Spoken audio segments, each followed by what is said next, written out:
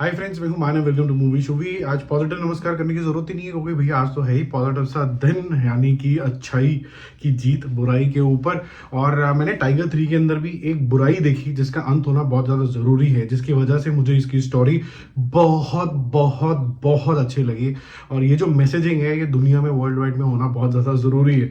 Linkage Ukraine Russia है, linkage यहाँ पर गाजा में जो हो रहा है उससे भी है, और लिंकेज जो इंडिया पाकिस्तान का होता चला आया है या फिर अनसेट तरीके से इंडिया चाइना का चल रहा है, और अनसेट तरीके से कहीं ना कहीं से यूएस और इधर से सपोर्ट भी आती रहती है जो फिर इंडिया के लिए खतरा बन जाता है। अब इसके अंदर हार्मनी कैसे आ सकती है उसके बारे में बात करेंगे, लेकिन आज मैं फिर से तार लगाना भूल गया हूँ तो कोई बात नहीं, इसको लगा लेते हैं।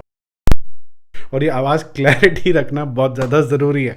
काफ़ी फ़नी होता जा रहा है ये मामला। देखो, टाइगर 3 का दो एस्पेक्ट हम डिस्कस करने वाले हैं। पहले तो 4D एक्सपीरियंस कैसा था, और दूसरा इसके अंदर ये जो स्टोरी की मैं इतनी ज़्यादा गाना गा रहा हूँ, ये क्यों गाना गाना ज़रूरी है। और इन बिटवीन बहुत सारे रिव्यू आ गए जिसमें बोला गया पाकिस्तानी प्रेम इसके अंदर है कि नहीं है। तो जो ये लोग बोल रहे हैं बुलशिट, बड़ा वाला बुलशिट, गोबर होना चाहिए उनके मुंह पे, उनके मानसिकता पे।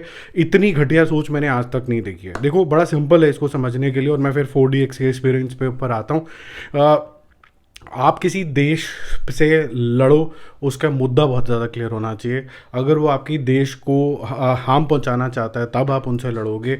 जब उसकी जो डेमोक्रेसी है वहाँ पर कुछ रूलर आ जाएंगे जो सिर्फ एक लड़ाई का मानसिकता रखते हैं, तब आप उनसे लड़ोगे। लेकिन आप उनसे क्यों लड़ोगे अगर वो भी हमारी तरह अमन चाहते होंगे तो यही मूवी दर्शाती है यहाँ पर कि अगर यहाँ पर एक स्टेबल गवर्नमेंट आ जाती है, जैसे आज के टाइम में हमारी स्टेबल गवर्नमेंट है, 2 टर्म पूरा कर चुकी है और तीसरे टर्म में भी सबको पता है कि वही आने वाले हैं, और वो इलेक्शन भी क्यों हो रहे हैं ये भी लोग सस्पेंस में ही है क्योंकि हमें पता है किसने आना है।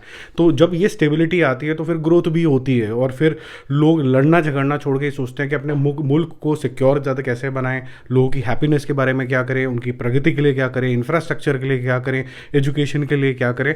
तो ये दिखाया जाता है कि वहाँ पर भी कोई ऐसे माइंडसेट वाला इंसान आ रहा है जो ये चाहता है कि अमन हो अपने मुल्क के लिए। अब वो अपने लिए चाह रहे हैं, हमारे लिए नहीं चाह रहे हैं, जिसके अंदर टाइगर का भी रोल आ जाता है कि टाइगर किस तरीके से ये इंश्योर करता है इंडिया के लिए कि वहाँ पर एक स्टेबल गवर्नमेंट रहेगी तो वो अपनी भसड़ों से बाहर आएंगे, वहाँ पर जो आतंकवाद है वो कम होगा, तो ऑब्वियसली इंडिया के ऊपर खतरे जो हैं वो कम हो जाएंगे। अब ये इतनी अच्छी सोच है जो हर एक कंट्री मैन को रखनी चाहिए, और काफ़ी ब्यूटीफुल मैसेज है। Instead of just fighting India versus Pakistan, एक वॉर खत्म हो गई, फिर दूसरी शुरू होगी, फिर तीसरी शुरू हुई, फिर चौथी खत्म होगी, versus something which is more meaningful. How will you and this?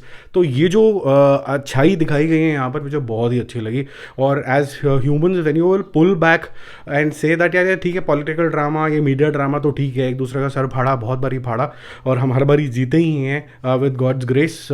लेकिन इसको अगर अंत करना है तो एक अच्छी सोच से करना होगा, और अगर वो सोच इस तरीके के तो इंडिया ऑब्वियसली सपोर्ट करेगी, जैसे इंडिया ने एक बारी बांग्लादेश को भी सपोर्ट करा था उनके फ्रीडम के लिए। तो बहुत अच्छा मुझे यहाँ पर मैसेज लगा। अब वो गधे हैं, मैं उनको कुछ नहीं कर सकता, वो पढ़े लिखे नहीं होंगे, या फिर वो सिर्फ जो है बिल्कुल एक्सट्रीमिस्ट तरीके के माइंडसेट के होंगे कि पाकिस्तान को सपोर्ट कर दिया। पाकिस्तान को नहीं सपोर्ट कर दिया, गधों, इंडिया को सपोर्ट कर दिया, ताकि यहाँ पर हार्मनी बनी रहे। किस तरीके से? जब वहाँ पर जो है आतंकी माइंडसेट नहीं होगा।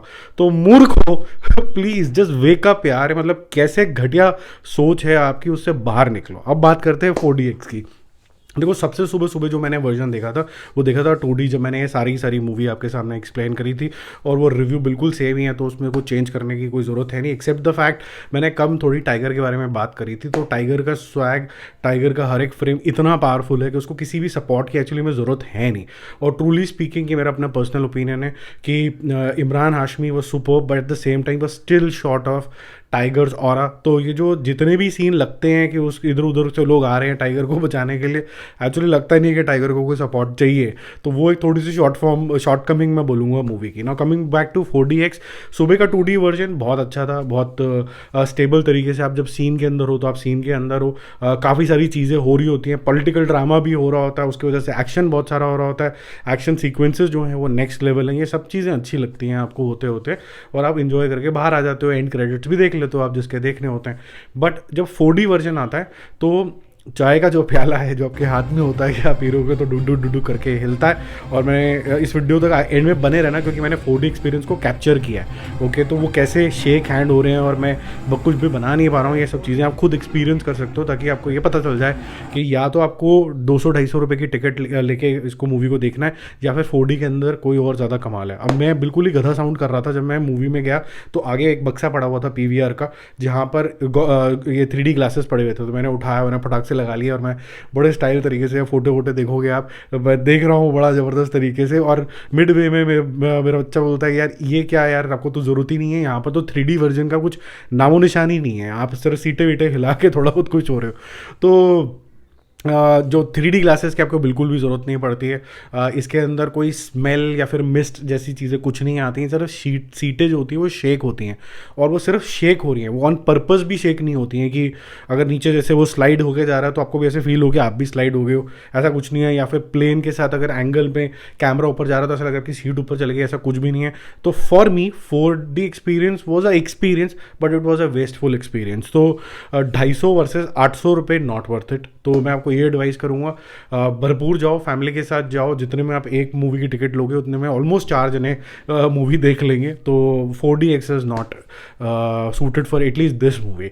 तो और इतने टाइम तक ये ज़बरदस्ती हिलता रहता है, तो कई बार आपको ऐसा लगता है एक इंटेंस सीन के अंदर जैसे आप गहराई में जाना होता है, आपको शेक कर दिया जाता है, तो आपकी जो कहते हैं ना अटेंशन, वो थोड़ी सी लूज आउट भी होती है। बाकी जाते जाते मैं बोलूँगा कि मोरॉन्स प्लीज़, गधों प्लीज़ जागो और रियल पर्पस को पहचानो। ये बच्चों वाली हरकतें छोड़ दो, हम मार देंगे, हम ये कर देंगे, हम मार नहीं देंगे।